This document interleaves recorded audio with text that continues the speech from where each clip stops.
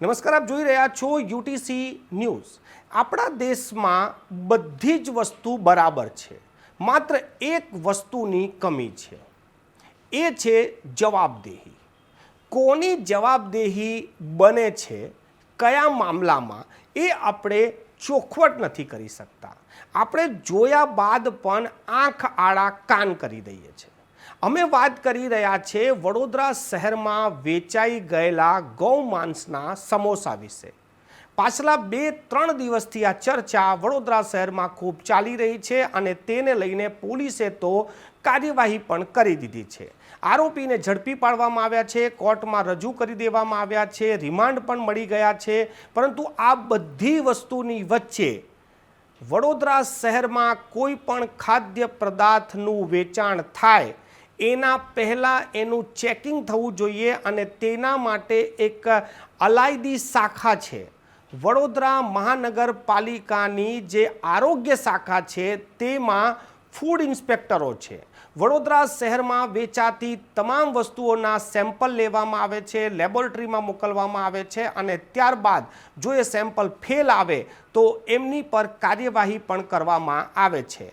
તો પછી આ સમોસા વેચતા ન્યૂ હુસેની સમોસા સેન્ટર પર શું આરોગ્ય શાખાની ટીમ નહીં ગઈ હોય કે પછી સવાલ એ ઊભો થાય છે કે શું આરોગ્ય શાખાની ટીમની પણ આમાં મિલીભગત છે?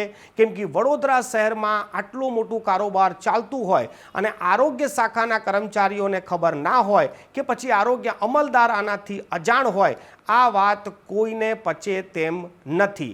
એક તરફ આ ગૌમાંસનો ઉપયોગ કર્યો છે અને ત્યારબાદ આની પર જે એક્શન લેવાયા છે, પોલીસ હવે એક્શનમાં આવી ગઈ છે, પરંતુ વડોદરા મહાનગરપાલિકાની આરોગ્ય શાખાનું કોઈ પણ સ્ટેટમેન્ટ અત્યાર સુધીમાં આવ્યું નથી, નહીં તેમને ખુલાસો કર્યો છે। તો પછી આરોગ્ય શાખા પર સવાલ કેમ ના ઊભા થાય? જે આરોગ્ય શાખા કોઈ પણ વાર પ્રસંગ તહેવાર પર આઈસ્ક્રીમથી લઈને ખજૂર, ધાણી અને જલેબી, ફાફડા, મીઠાઈના સેમ્પલ લેવા માટે પહોંચી જતી હોય છે અને એ જ આરોગ્ય શાખાની ટીમ આ સમોસાના સેમ્પલ લેવા કેમ ના પહોંચી? અને જો સેમ્પલ લેવાયા હતા તો તેમને આ વસ્તુની જાણ કેમ ના થઈ? તેમની આંખ નીચે આ ધંધો કેવી રીતે થઈ રહ્યો હતો? આ સવાલ સૌથી વધારે છે। પરંતુ વડોદરા શહેરની આ ફિતરત રહી છે, વડોદરા શહેરના નાગરિકોની હવે આદત બની ગઈ છે કે અમે નહીં બોલીએ, કોઈ પણ ટોપિક પર નાગરિકો બોલવા તૈયાર નથી। જે એક્શન લેવાઈ રહ્યા છે તે બરાબર છે, ખોટું થાય છે ત્યારે પોલીસ કેસ થાય છે। આવી જ ઘટનાઓ ભૂતકાળમાં પણ બની છે।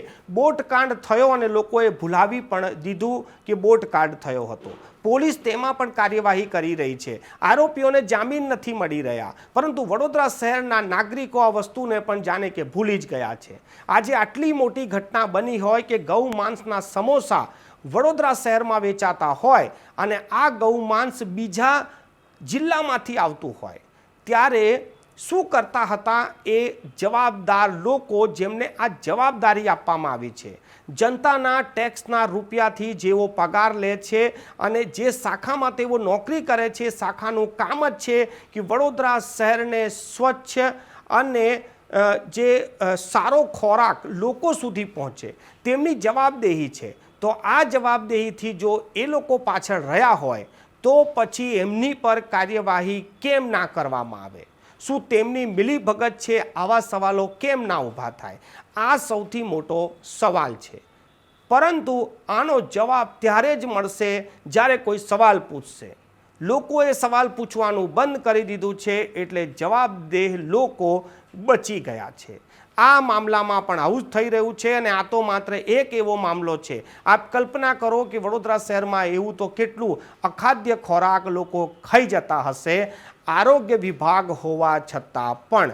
જે આરોગ્ય વિભાગની જવાબદારી છે કે વડોદરા શહેરના લોકો અખાદ્ય ખોરાક ના ખાય, પરંતુ એમના હોવા છતાં પણ જો આવું બનતું હોય તો પછી આ વિભાગ પર કાર્યવાહી કેમ ના કરવી જોઈએ? એ સૌથી મોટો સવાલ છે।